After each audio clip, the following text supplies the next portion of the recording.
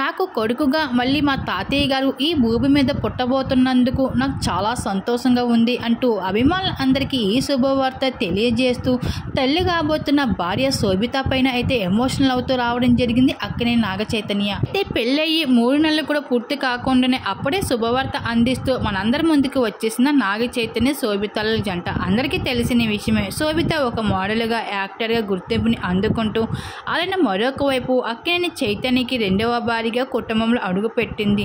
తను ఎన్నో కాంట్రవర్సీల పెళ్లిపెట్టలు ఎక్కి పెళ్లి ఆడినప్పటికీ కూడా శోభిత లైఫ్ స్టైల్ కోసం తెలుసుకునేందుకు అభిమానులు ఎంతగానో ఎగ్జైట్గా ఫీల్ అవుతూ ఉంటారు. అయితే పెళ్లి తర్వాత తను మొదటిసారి వెకేషన్ని ఎంజాయ్ చేస్తూ అయితే ప్రస్తుతం చైతన్యతో బిజీగా ఉండవలసిన శోభిత అందరికీ ఒక బిగ్ ట్విస్ట్ ఇస్తూ వచ్చేసింది. పెళ్ళైన తర్వాత అక్కినేని కుటుంబంతో కలిసి ఉంటుంది అనుకున్న శోభిత ఆఖరికి నాగ చైతన్య మొదటి భార్య అయిన సమంతతో కలిసి ఉన్న ఆ ఇంటిలోని వేరే కాపురం పెడుతూ అందరికీ షాక్ ఇస్తూ వచ్చేశారు.